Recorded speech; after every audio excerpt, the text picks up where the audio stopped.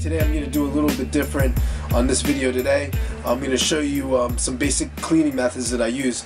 I get a lot of clothes, I put up a couple hundred pieces every month, and where you really make your money is when you get the clothes and you actually put in a little bit of elbow grease and clean them. I have two pieces right here. The first one is a vintage pony windbreaker jacket, and the second one is this Giant's satin jacket. As you can see, it's pretty worn. It looks like the person probably never washed it. I mean, if you ever owned one of these jackets, even the one I have for my kid, I still don't think it's been washed. But you get scared what's going to happen to it. Same thing with the windbreakers. I don't know, maybe somebody just wore, some activator on their hair or something back then. But what I found out with washing clothes is that you want to be very careful, especially with vintage clothes. I've been doing this for about 3 or 4 years now, and I've ruined all types of clothing. Jackets, hats. I found out the hard way. I'm trying to give you guys a little bit of heads up. These two items are going to be your best friend here.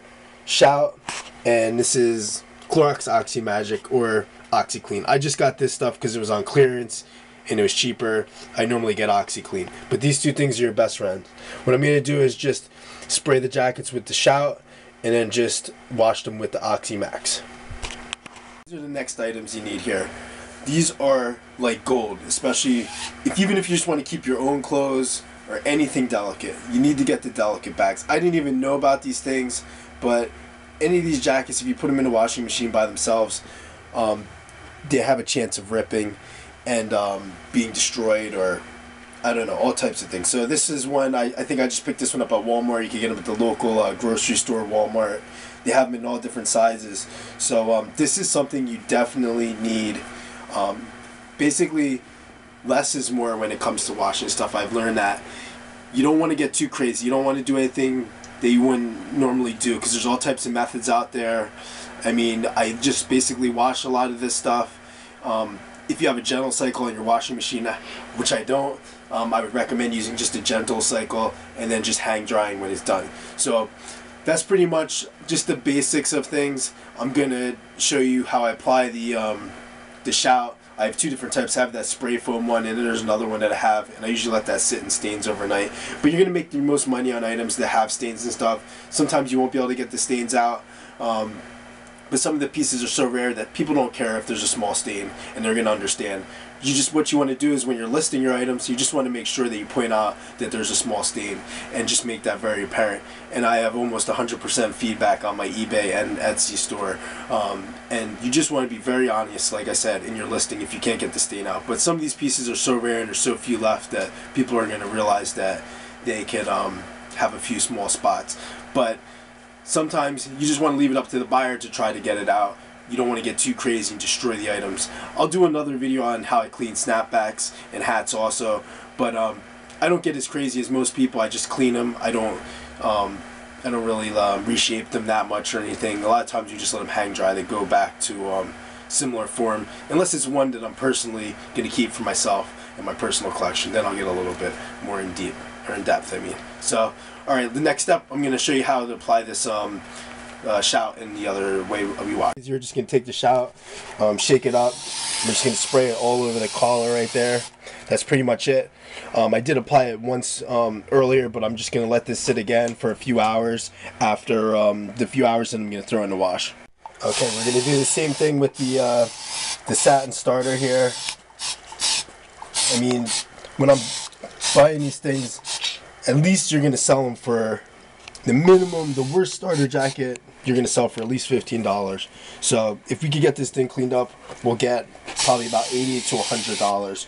We're just going to spray this kind of generously on the different areas and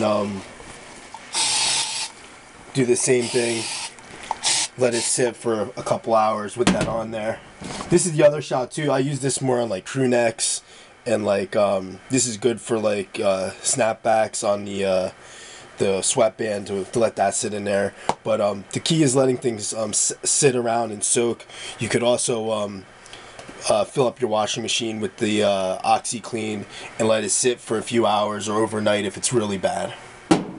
You're gonna just want to make sure you use a good quality what is it, detergent, because you know you don't want to cheap out. You just want to make sure that you're using something good. It's not going to mess up your clothes. So this is pretty good stuff.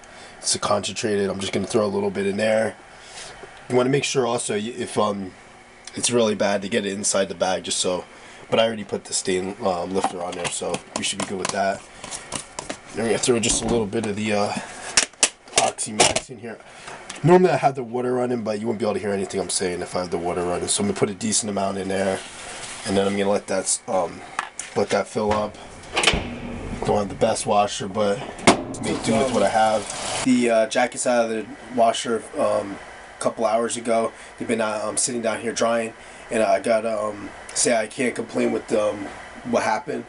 If you look here, the pony, I mean, this one, it could be a little bit better. I'm probably going to throw it in a second time, but okay, I'll take it off. The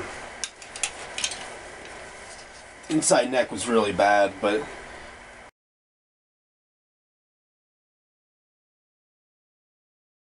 a lot of it came out, but not quite exactly what I want, but I'm probably going to run that through one more time. Now look at the Giants jacket. Now this went from a $20 jacket to now I can sell this for $100. All the dinginess came out of the white and all the white parts there, and it basically looks brand new. I mean, it's a little damp still, but after this dries, we'll throw it on eBay tomorrow. It was all dingy here. There was a big huge stain right here, big huge stain here. It must have been someone with long hair. We used a lot of product in here.